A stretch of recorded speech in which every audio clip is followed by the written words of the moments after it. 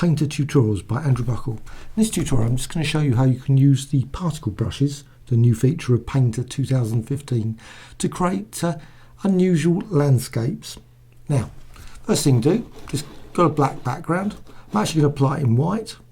Just going to go over here to the brush tool and I'm going to use the flow flare. And this is a flow option here. I've actually brought out the flow particles, not spring particles, that's not needed, but the flow particles and the particles in general.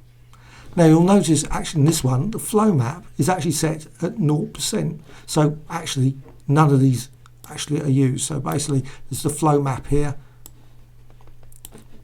Basically you can just change, obviously any change there won't affect here, but you can obviously just apply it, and I'm just going to quickly show you the difference between the two. So just going to go flow map, and you can see straight away you can actually create weird and wonderful landscapes with this as well. So you just apply the brush strokes, sort of gives it a bit more sort of distortion and unusual jitter to the design. And again, this can actually be used for great landscapes as well. So, but that's the initial with using the flow map. Now obviously there's a whole selection of different flow maps. You can actually see there you've got these sort of very dash. You can actually see that structure added to the particle. But what I'm going to do now, I'm actually going to set it back to 0%. So now the flow map is not actually in use. So now I just apply it, and you can actually see what the default of this flare is like a flare. It's basically just bursting out. You can actually get even more interesting effects using the glow feature, which adds sort of a glow to the design, sort of gives it a spark. So I'm just going to add a little bit more. Right, once you've actually done that, once you've actually created this sort of background of different lines, you can now just go to this wonderful feature over here, which is called, once it stops, Effects and Focus and Zoom Blur. The Zoom Blur, just zoom in or zoom out so I can actually, and that sort of takes all those lovely flares and actually sort of drags them outwards. You can actually see the flares just sort of going out very quick. Click OK.